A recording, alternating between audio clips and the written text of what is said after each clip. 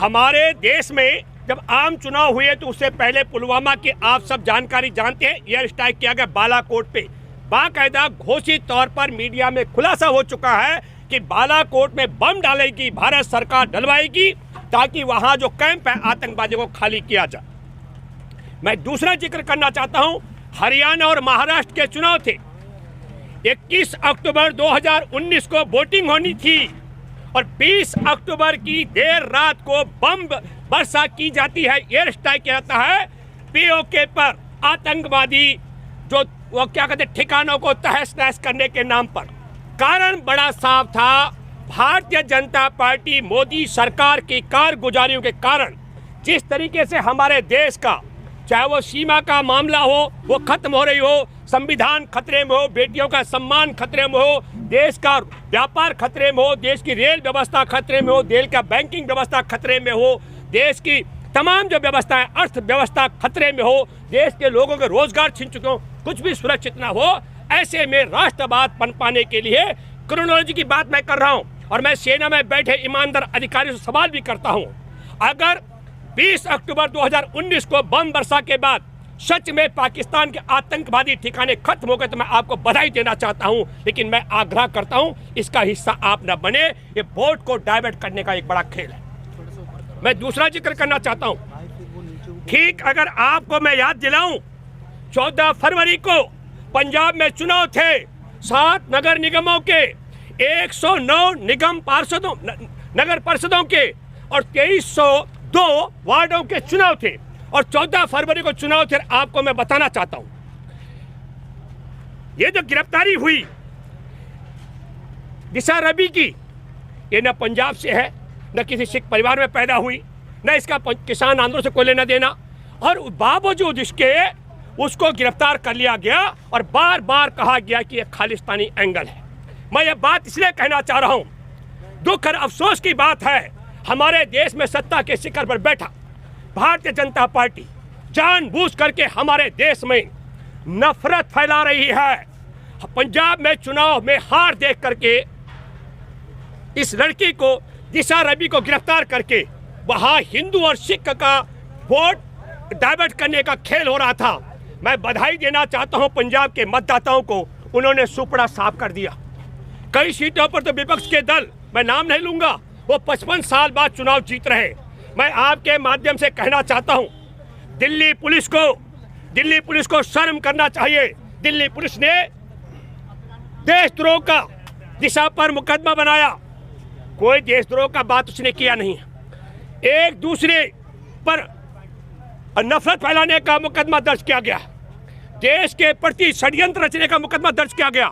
और आपको बताना चाहता हूं देशवासियों, अभी मई में दीपक गुप्ता सुप्रीम कोर्ट के न्यायाधीश सेवानिवृत्त हुए और दीपक गुप्ता ने भी कहा कि कोई भी, अब टूल किट क्या होता है, टूल किट में न तो देशद्रोह का मामला था, न आपस में नफरत फैलाने का मामला था, न देश से घृणा का मामला था, लेकिन बावजूद इसके बेशर्म दिल्ली पुलिस तड़ी पार रह चुके अमित शाह की क्रोनोलॉजी का हिस्सा बन के और नफरत फैलाने वाला गिरोह जो नागपुर में बैठा हुआ है मोहन भागवत, उसके इशारे पर पंजाब में वोट अपने पक्ष में करवाने के लिए, हिंदू और सिखों को लड़ाने के लिए एक क्रोनोलॉजी खेला गया।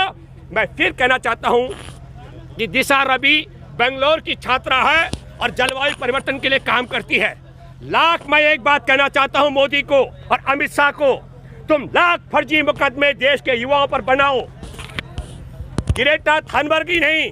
अगर आपको देश में किसान आंदोलन के लिए मुकदमा दर्ज करना है तो सुप्रीम कोर्ट के मुख्य न्यायाधीश पर दर्ज करो।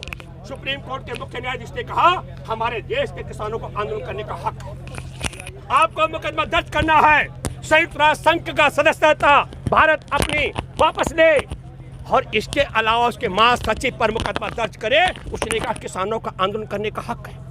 हमारा देश के किसानों के पक्ष में कनाडा के प्रधानमंत्री ने कहा तो कनाडा के साथ में रिश्ते खत्म करे, और कनाडा का नागरिक एक इनका चमचा है अक्षय कुमार, उसको भारत में प्रवेश निषेध करो भाई, और वहां से कनाडा के साथ हमारे राजनीतिक संबंध खत्म करो मोदी। और 100 से ज्यादा इंग्लैंड के सांसदों ने लिख कर दिया, क्या लिख कर दिया कि भारत में जब मिलो प्रधानमंत्री मोदी से, अपने प्रधानमंत्री को, तो कहना कि भारत के किसानों की लड़ाई जायज है। मैं ये बात इसलिए कहना चाह रहा हूं दुख और अफसोस के साथ कि दिल्ली पुलिस में बैठे अधिकारी और कर्मचारी अपने दायित्व का निर्वाह करने के बजाय, संवैधानिक दायित्व का निर्वाह करने की बजाय शर्म आनी चाहिए, डूब मरना चाहिए। और यदि मैं झूठ बोल रहा हूं, मेरे आरोप निराधार हैं। दीपक गुप्ता जो न्यायाधीश रिटायर हुए सेवानिवृत्त, उनकी बात भी निराधार है। तो दिल्ली पुलिस कमिश्नर को चाहे हमें भी गिरफ्तार करके जेल में डाले। पर मैं ये कहना चाह रहा हूं कुछ तो शर्म तुमको आनी चाहिए। और मैं सेना में बैठे आला अधिकारी से अपील करता हूं, जिस तरीके से महाराष्ट्र और हरियाणा में चुनाव जिताने के लिए 20 अक्टूबर को 2019 को एयर स्ट्राइक करके वोटर्स को डाइवर्ट करने का खेल किया गया, ये खेल भी बंद होना चाहिए। और पुलिस में बैठ करके फर्जी मुकदमे बना करके, कभी हिंदू सिख करा के, कभी हिंदू मुसलमान करा करके, देश में नफरत फैला करके झूठे मुकदमे बनाने का मामला ये बंद होना चाहिए। ये अपील मैं आपके साथ करने के लिए आया हूँ। और मैं देशवासियों आपसे कहना चाहता हूँ, देश और दुनिया सुन लो, मोदी मोहन भागवत के बाप की ताकत नहीं है। पूरे संसार के किसानों की नजर हमारे इस किसान आंदोलन पर लगी हुई है और वो देख रहे हैं कि भारत का ये किसान आंदोलन विश्व के किसान आंदोलन का फैसला तय करेगा, उनके भविष्य का फैसला तय करेगा। पूरे संसार का समर्थन हमारे किसानों को मिलता रहेगा। मोहन भागवत के बाप की ताकत नहीं है। फर्जी मुकदमे बना करके दिल्ली पुलिस के रोकने की ताकत नहीं है। इसलिए मैं ये कहना चाहता हूं और मैं हैरान हूं अदालत में बैठे उन जजों से जिनके पास इस बालिका का मुकदमा गया और जलवायु परिवर्तन के खिलाफ आवाजें जो उठ रहे हैं देश और दुनिया में, इनको भी कोई नहीं रोक सकता है। 2013 में आपने केदारनाथ की घटना देखी और अभी आपने ऋषि गंगा में जो आया चमोली का वो तांडव आपने देखा है। सैकड़ों 1000 से ज्यादा बांध बनाए जा रहे हैं। मुझे लगता है कि जिस प्रकार हमारे देश के नदियों पर बांध बना करके और देश और दुनिया को तबाह करने का षड्यंत्र, मतलब एक तरीके से मैं कहूं कि संघ परिवार के इशारे पर वाटर बम तैयार किए जा रहे हैं। ये व्यवस्था बंद होनी चाहिए। हमारे देश में किसान आंदोलन भी चलता रहेगा, जलवायु परिवर्तन के खिलाफ लड़ाई चलती रहेगी। लाख तुम फर्जी मुकदमे बनाते रहो और देश के युवा और दुनिया के यूथ किसान आंदोलन का समर्थन करते रहेंगे। ये बात मैं आपके साथ कहने के लिए आया हूँ। 2022 में कोई सवाल अगर आपके मन में हो तो बोलिए। लेकिन सर, सरकार के खिलाफ तो आप भी बोलते हैं उनकी गलत नीतियों का। दिशा रवि को ही क्यों गिरफ्तार किया गया? आपको तो गिरफ्तार नहीं किया गया। ये जो गजेंद्र जी आपका सवाल है, दिशा रवि को देखिए क्रोनोलॉजी का हिस्सा है। एक एक चीज को आपको समझना पड़ेगा। राजधानी दिल्ली के मंगोलपुरी में दो ग्रुपों का झगड़ा होता है, एक की जान चली जाती है, उसे हिंदू मुसलमान का इशू बनाया जाता है। क्यों? क्योंकि अभी आपको मालूम होगा, मैं अगर आपको अखबार के कतरन दिखाऊं, हमारे 15 जून को गलवान घाटी में शहादत के बाद 19 जून को प्रधानमंत्री ने बोला था कोई नहीं आया है, और आज कहा जा रहा है फिंगर 4 से चीनी सैनिक फिंगर 8 पे वापस चले गए। भूपेंद्र रावत को गिरफ्तार करेंगे तो मोदी जानता है मैं पुलवामा की भी पोल खोल करूंगा, गलवान घाटी की पोल खोल करूंगा। हमारे देश में हिंदुस्तान इलेक्ट्रॉनिक्स लिमिटेड को राफेल बनाने की तकनीक और ठेका मिल रहा था, सुपारी ली मोहन भागवत ने और वो ठेका रद्द करवा दिया। 4100 जहाज बना चुका है तेजस बनाने वाला हिंदुस्तान इलेक्ट्रॉनिक्स लिमिटेड। 1700 इंजीनियर, 32,000 कर्मचारी। दुनिया में 4 जहाज हैं जो हवा में तेल भरते हैं उड़ते हुए, उनमें से एक हमारा तेजस है।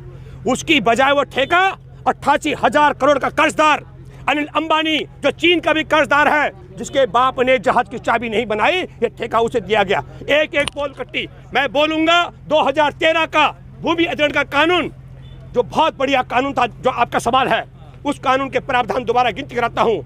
एक तो 70 से 80% किसानों की लिखित सहमति के बगैर जो खेती हर मजदूर है उनको 5-5 लाख रुपए देने का मामला, इसके अलावा पुनर्वास की गारंटी, और सबसे बड़ी बात कि 5 साल से ज़्यादा समय हो तो भूमि का अधिग्रहण रद्द करना और बहुफसली खेती का अधिग्रहण न करना।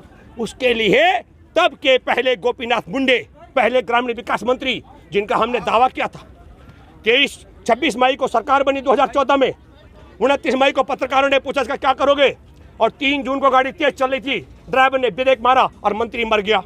तो ये तो शशि थरूर का पत्नी का मुर्दा निकाल करके बाहर डरा दिए थे कांग्रेस को। हम डरने वाले नहीं हैं। तो मैं बहुत मामलों की बात कर रहा हूं, ये मैंने उदाहरण दिया। हम बहुत बड़ी पोल पट्टी खोल सकते हैं। हम ये भी पोल पट्टी खोल सकते हैं कि कोरोना काल के अंदर जब रेल पर ताले थे, मोदी सरकार भी पूरे ताले में बंद थी, वो अदालत पर ताले लगे हुए थे और हमारे देश उद्योग और व्यापार में ताले लगे हुए थे, तब हमारे देश को पालने वाले किसानों को बर्बाद करने के लिए 3 काले कानून किस षड्यंत्र के तहत लाए गए, ये पूरी पोल पट्टी भी खुलेगी।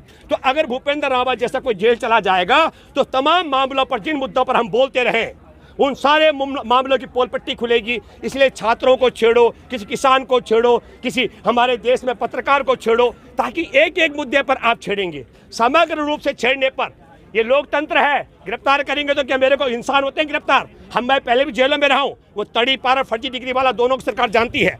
गिरफ्तारी का कोई मामला नहीं है। मामला ये है कि टाइमिंग को लेकर मैं कहना चाह रहा हूँ, इन्होंने दिशा को गिरफ्तार क्यों किया 14 फरवरी को? क्योंकि 14 फरवरी को पंजाब में वोटिंग हो रहा था और चुनाव के बीच में वहां के मतदाताओं को हिंदू और सिख में बांटना था। मैं पंजाब के मतदाताओं को बधाई देना चाहता हूं, उन्होंने भाजपा का सुपड़ा साफ किया।